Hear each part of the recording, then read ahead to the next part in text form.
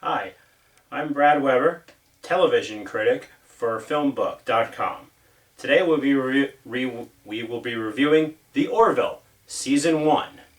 Okay, so this is going to be a little long because it's the entire season, but I wasn't reviewing this before, and the show's over for a while, the recent reports are indicated. It was picked up for Season 2, but they said because it'll be longer, it's going to take a little while to get it out there. There have been two new sci-fi shows in the past television season. One was The Orville, created by Seth MacFarlane, and an homage to all the classic Star Trek shows. The other was Star Trek Discovery, available on the CBS streaming app and not on television, so it could technically be considered not even part of the season. But we're going to look at both. Okay? To get it out of the way, The Orville is a better show. Star Trek Discovery is dark, it's mean, it's violent. It's telling one lengthy story that if you're not interested in the story, you're not going to like the show at all. And even though it's set before the original show, they have some technology that doesn't belong anywhere in the Star Trek universe. First of all, it abuses other creatures in order to make it work. And just seems like it's goes against everything that anyone has ever learned about Star Trek. So it's not a good show. I kind of want to see where it ends, at least this season and this story. But after that, I don't think I'm going to continue with it the way I have past Star Trek shows. And this is going back to the Next Generation years. I was a fan back then. Watched all of Deep Space Nine and Voyager and even Enterprise. Not going to really continue with Discovery because it's just not a very good show. However, The Orville is a really good show. It's still learning, it's still growing, but it's everything that really Star Trek should be. It's hopeful about the future. It's a vast variety of a collective of people and creatures of all different assortments, all working together that have a common interest in each other. It's about exploration. It's about learning new things and discovering new things. And yes, there are some bigger enemies out there, but that's not really where the strengths of the show lie. So Seth MacFarlane. Everyone knows Seth MacFarlane. You know him from Family Guy or the few films that he's made. The thing about it is, I've never really been a huge Seth MacFarlane fan. Before this show, my favorite thing he ever did was his turn hosting the Oscars. And a lot of people didn't like that performance. And I thought it was a really good one. The thing you have to understand, I like the early Family Guy and the first Ted movie. But the other films he's been involved with, they weren't really that good. American Dad has always been, really not something that I've enjoyed. The Cleveland Show was bad, and that's why it didn't last around. And he usually he does the same things. Jokes that take forever, that kind of run on and on and on. Stopping the plot and going off on a tangent. That's been Family Guy's thing, and it's happened in other things that he's done. The Orville is much more streamlined. So it's about a guy who, after a really tough year, he got divorced from his wife when he caught her in bed with a blue alien. And now he's the captain of a starship. And his ex-wife happens to be his second in command. So there's a lot of give and take there in their relationship. It's got a lot of what might not be considered appropriate humor for a television show. However, if you're around regular, normal people, I feel that this is how they would act in outer space. If someone's, kind of an idiot in real life, they're going to be an idiot in outer space. Not everyone has to be a scientist to work, in the future on a starship. But this show has a lot of really smart characters, played by wonderful people. First of all, Seth MacFarlane does star as Captain Ed Mercer. So he's very lighthearted. He does make some jokes. They don't even go over very well. Okay, for instance, at the end of the beginning of the second episode, he finds out one of his male crew members has laid an egg, and he starts making omelet jokes. Totally inappropriate, totally in character though. And the other guy, to his credit, doesn't break at all and doesn't seem to understand. And he's just like, I'm going to give up comedy with you. It's not working. So he's he's a good captain. He takes care of his crew. He does his job really well. And he makes time for jokes that don't always go the way they're supposed to. Kind of like any boss or manager you may have ever had to put up with. Adrian Palicki, who you would know from Agents of S.H.I.E.L.D. Now, she left Agents of S.H.I.E.L.D. because her character, Mockingbird, was supposed to get her own spin-off show. Marvel's Most Wanted. That's what it was called. Yet the show never got picked up, and her Wonder Woman show unfortunately didn't go anywhere. So now she's on here, and she provides a really good, strong presence as his second in command. She's also more of a straight man, even though she does have her own humorous moments, and they go back and forth.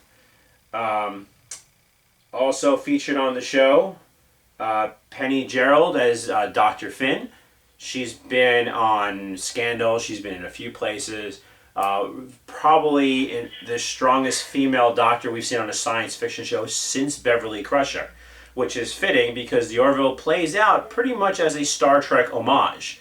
But in doing so, it becomes the better Star Trek show than the actual current Star Trek show that is on television. Scott Grimes plays Lieutenant Malloy, who is the best pilot in the galaxy, although he's not always very confident. If you've seen the commercial, there's a really funny play where they're going to an asteroid field, and the captain asks him, he's like, have you got this? And he answers in a really high-pitched voice. He's like, I think so. And he's like, why did you say it like that? Oh, don't worry, I got this. And there's a lot of those plays. He's really an old friend of Captain Mercer's. So they go back a long way, and they have a lot of plays like that together.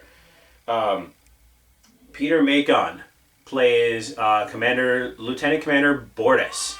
Now, Bortus is an alien who is essentially this... I want to say he's kind of like the Klingons, but really not, because all his people are the good guys. They're an entirely male culture. However, in the third episode, when his egg hatches, he gives birth to a girl, which apparently does happen on his people. Now let me start with this. The third episode is one of the best of the series, and it's called About a Girl. So again, an entire male culture, and a female is born. So his partner decides, we're going to bring our baby to our home planet, and they're going to surgically turn her into a female. Now, this is touching on a lot of modern day cultural issues that are, real life things that are going on. Is this appropriate to do to an infant? Bortus is all for it, until the crew sits him down and shows him, of all things, Rudolph the Red-Nosed Reindeer. And then he decides he doesn't want the surgery done. He wants to raise a girl. And him and his partner go back and forth on this. They actually have to take it to court. There's a whole thing. Now, here's why this show kind of becomes better than a lot of science fiction shows. If this was a typical science fiction show, Bortus would win, and his child would be allowed to remain a girl after a lot of things that come up during the trial. However, he loses. The baby is surgically changed into a male, and he has to then figure out how to move on in his relationship and raise his son. And it's a very interesting perspective that they went with the losing, which I don't think any other science fiction show would do. So it shows that the Orville is not afraid to be risky while showing a mirror to our current culture and important topics, which any real good science fiction should be doing. Okay. Also of note, Halston Sage. I'm not really sure if you would know her, but she plays Lieutenant Alara. And Alara is part of a race of aliens who are superior in strength. So she's the chief of security. She's very new to this. She's the youngest member on the crew. She can probably lift up the entire ship if she wanted to. There's an ongoing joke where every time Captain Mercer's trying to open a door, he calls Lieutenant Katara.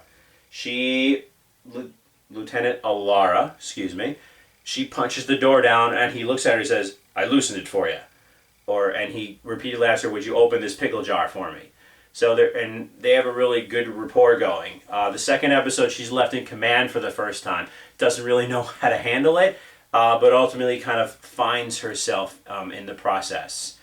The last major character I feel I should really touch on is Mark Jackson as Isaac. Now, Isaac is a cybernetic organism. However, unlike Star Trek shows like the Commander Data, he doesn't even appear human except that he has a head, arms, 2 legs. You don't see a face. You just see 2 glowing eyes and you hear his voice. His race people is so superior, they view human beings as so far below him, but he's serving on a ship to learn more about them. And one of the first things he's trying to learn is humor and comedy. So one of the shipmates basically paints a funny face on him, and everyone's laughing. He doesn't get it. The next day, Lieutenant Malloy, who did the face painting, comes in, and he's missing a leg. An entire leg just sliced off his body. And Isaac turns around and goes, "Ha ha, I got you." And they're like, "That's not funny." Although later on they admit it was kind of humorous to surgically remove his leg, which can be grown back in the future. And he actually hides it in the shingles of the ship, and it just randomly falls out later on in the episode. So as this is a review of the entire series, so I talked about the first few episodes. I'm not going to go episode by episode. However, I'm going to give you an overview of the more important ones. So the critics didn't like the first few episodes of the show. Again, it was just gaining its feet, like any show is prone to do. Go back and watch the first season of Star Trek The Next Generation, okay? It was not the greatest show in the world, and it took a while for them to become there. And even then, there were some pretty painful episodes later on. Let's be real, okay? The 4th episode was called If the Stars Should Appear. And in this show, Captain Mercer and the Orville crew find what's essentially a giant starship that has been roaming the galaxy for forever, so long that the people on it don't know they're on a ship, because all they see is a field and a city, and this is all that they know. And when they are able to give that back to the people that they're on a ship, it literally overturns everyone's lives, because they had this whole religion built around what was going on in their world, and then their entire worldview is overturned. So in a way, it's shining a light on certain religions in the world today, and what would happen if your entire reality was turned upside down in an instant. How could you possibly handle that? The main villain on the Orville are called the Krill, and they come and go. They're kind of a constant threat. The human beings don't know a whole lot about them. And they task Captain Mercer and Lieutenant Malloy at one point to infiltrate the Krill. So they put on holographic makeup, and they go aboard a ship to try to get essentially the Krill's Bible, which is this big, and basically says the Krill are the best, and everyone else is below them, so everything belongs to the Krill. And they need to learn more about this religion, because they need to learn about their enemy in order to defeat their enemy. There's a good give and take, and they actually discover that not all the Krill are bad guys. They do have to, kill a bunch of them to learn this fact, but we learn a lot about Captain Mercer, that even though they're the enemy, he was told, blow up this ship. He refuses to do so because there are children on board, and he will not harm children, even if they're the enemy. So we get another layer to his character. There was a really good episode called Into the Fold, which is essentially all about Dr. Finn and her 2 sons. They're taking a vacation. They bring Isaac with them, and the ship crashes. And Isaac is left to fend for the 2 boys. And he doesn't really understand how to do this or the intricacies of raising young ones. he literally tells her they're misbehaving, they're not listening to you, just terminate one of them and try again. So he does, and it builds more to his character that he learns about the family side of the human experience and then is essentially adopted as part of Dr. Finn's family in the end. So now a really important episode was called Cupid's Dagger, the blue alien that Mercer's ex-wife, his second in command, comes back, and everyone he touches starts instantly falling in love with him, including Captain Mercer. So it goes to kind of a weird homosexual place, a little playfully. It gets into that. It gets almost to that danger zone, pushing the Family Guy comedic aesthetic, but it does so in a very meaningful fashion, and it also then questions how their relationship ended in the first place. If this blue alien was giving off these same pheromones that causes people to instantly fall in love with them when she cheated on Captain Mercer, does that mean that she wasn't really at fault? If it was literally a chemical response, and it pushes their relationship kind of in the forefront. It shows there might be a reconciliation sometime in the future. They explore it and decide being captain and second in command is more important right now, but you can see in the future where that would go. There is a really good episode where Katara doesn't know if she's ready for a lot of responsibility, so she makes up this whole simulation where she has to basically save the entire ship. The thing is, you don't know it's a simulation until almost 30 minutes into the 45-minute episode. It gets really crazy before you learn the truth. It's a really good written episode, a really well-paced episode, and it has a twist that, personally, I did not see coming in any way, shape, or form.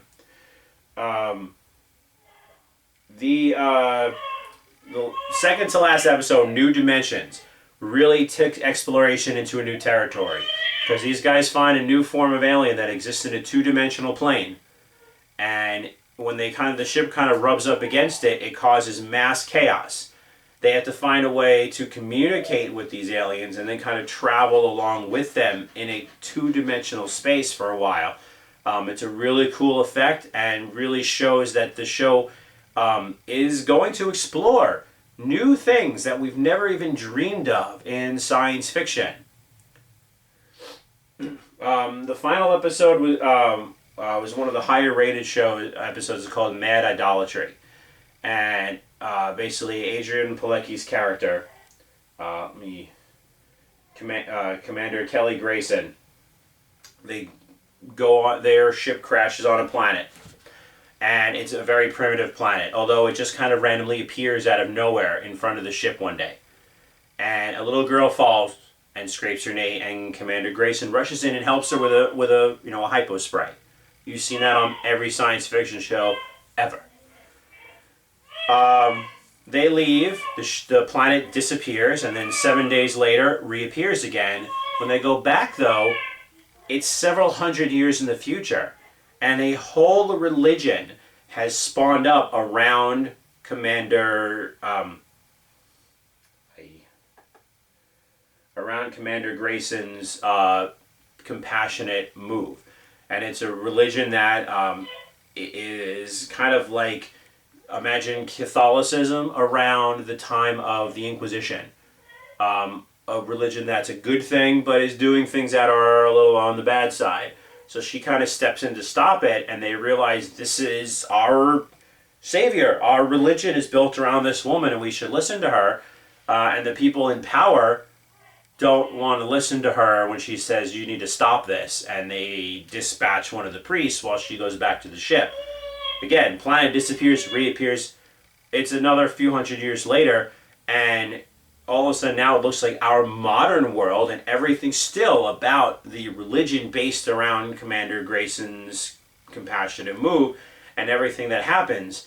So a very bold move is made that they are going to send Isaac to the planet. He's going to stay there, and he's going to live with them for the next few hundred years.